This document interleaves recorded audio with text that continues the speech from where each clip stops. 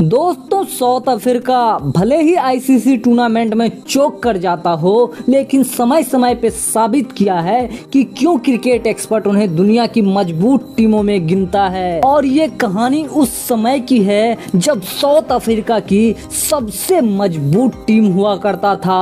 हासी मामला de Kock, du Plessis, de Villiers, Duminy, David Miller, रवाडा, Morkel जैसे खतरनाक खिलाड़ी एक ही प्लेइंग 11 में हुआ करता था जो किसी भी टीम को हराने का औदा रखता है। और 2015 के इंडिया टूर पे न कि भारत को 2-0 से T20 सीरीज हराया, बल्कि पहला ओडीआई मैच भी घर में घुस के हरा दिया। कॉन्फिडेंस के साथ साथ घमंड भी अब सर चढ़ चुका था और अपने घमंड में चूर होके अफ्रीकन प्लेयर अजीबो गरीब बयान दिया।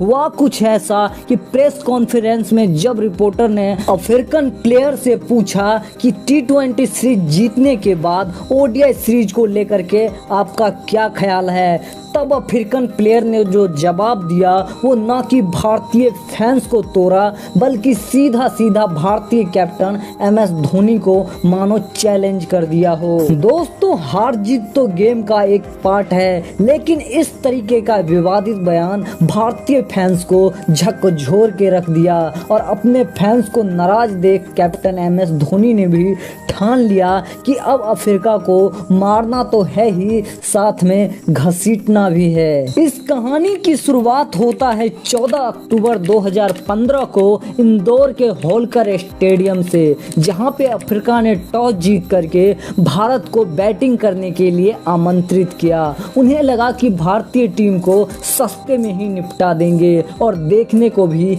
ऐसा ही मिला। भारत के तरफ से पारी का आगाज करने रोहित शर्मा के साथ शिखर धवन मैदान पर आते हैं और पारी के दूसरे ही ओवर में रवाडा ने रोहित शर्मा को बोल्ड मार के पवेलियन का रास्ता दिखा दिया। भारतीय फैंस के चेहरे पे मायूसी साफ झलक रहा था। मैदान छोड़ के भारतीय फैंस जाने लगे थे, क्योंकि उन्हें लग रहा था कि भारत ये मैच भी हार जाएगा, क्योंकि सिर्फ 3 रन पे भारत का सबसे आक्रामक बल्लेबाज पवेलियन लौट चुका था और अब मैदान पे अजिंक्य रहाणे आते हैं और भारत की बिखरी हुई पारी को धवन के साथ मिलकर के संभालने लगते हैं। दोनों ही बल्लेबाज बहुत ही संभल करके बैटिंग कर रहे थे और बीच बीच में इक्का दुक्का चौका लगा करके भारतीय फैंस का इंटरटेन कर रहे थे। 10 ओवर के समाप्ति पे भारत 1 विकेट के नुकसान पे 50 का आंकड़ा छू लिया था। इन दोनों बल्लेबाज के बीच 56 रनों का पार्टनरशिप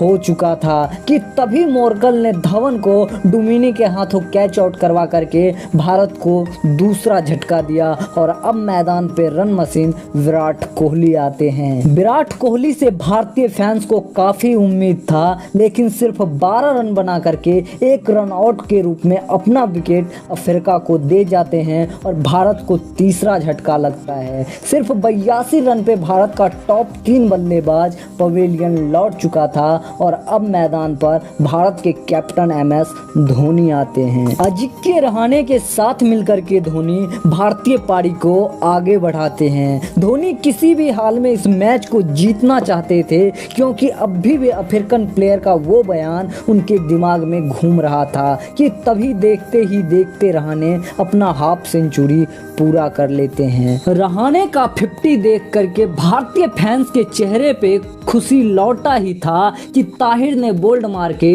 पवेलियन का रास्ता दिखा दिया और अब मैदान पर सुरेश रैना आते हैं, लेकिन मोर्कल ने रैना को गोल्डन डक पे आउट करके भारतीय टीम का हार मानो तय कर दिया। उस समय भारत का स्कोर 23.4 ओवर में 104 रन पे 5 विकेट डाउन था। MS धोनी समझ चुके थे कि आज इस विकेट पे कोई भी बैटर उनका साथ देने वाला नहीं है, आज सारा भार उनके कंधों पे ही था। एक तरफ से विकेट गिरता जा रहा था, लेकिन दूसरी तरफ से धोनी बाउंड्री में डील कर रहे थे, एक के बाद एक चौके लगाते जा रहे थे। अफ्रीका ने जो मैच प्लान बनाया था कई हद तक उसमें कामयाब भी हो चुका था, लेकिन धोनी ने बीच में आके मानो खेल बिगाड़ दिया था। एक तरफ से विकेट मिल रहा था, लेकिन दूसरे तरफ से धोनी रुकने का नाम नहीं ले रहे थे और देखते ही देखते अपना हाफ सेंचुरी पूरा कर लेते हैं। इसके बाद भी धोनी रुके नहीं और एक के बाद एक हेलीकॉप्टर शॉट का दर्शन अफ्रीका को कराते रहे।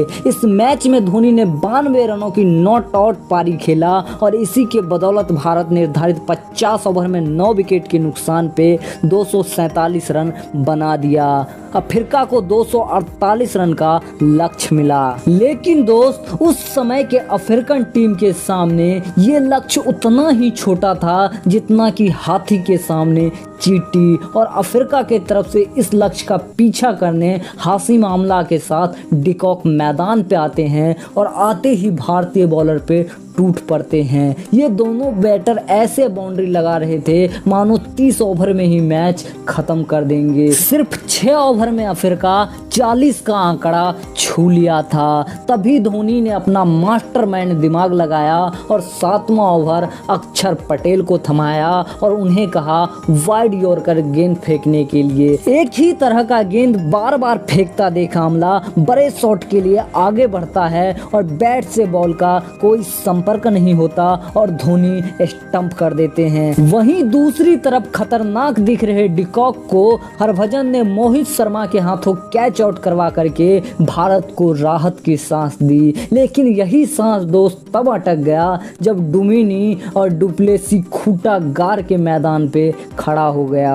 20 ओवर में अफ्रीका 3 विकेट के नुकसान पे 120 का आंकड़ा छू लिया था। मैच पूरी तरीके से उनके मुट्ठी में था और जिस तरीके से ये दोनों बैटिंग कर रहे थे ऐसा लग रहा था अगले 10 से 15 ओवर में मैच खत्म हो जाएगा। तभी अक्षर पटेल 24वें ओवर के लास्ट गेंद पर डुमिनी को एलबीडब्ल्यू करके भारत को ब्रेक थ्रू दिलाया और इस पार्टनरशिप को ब्रेक किया। इसके बाद तो मानो पूरी अफ्रीकन टीम धोनी के चक्रव्यूह में फंसता चला गया, ताश की पत्तों की तरह बिखरता चला गया और 43.4 ओवर में 225 रन पे ही सिमट गया।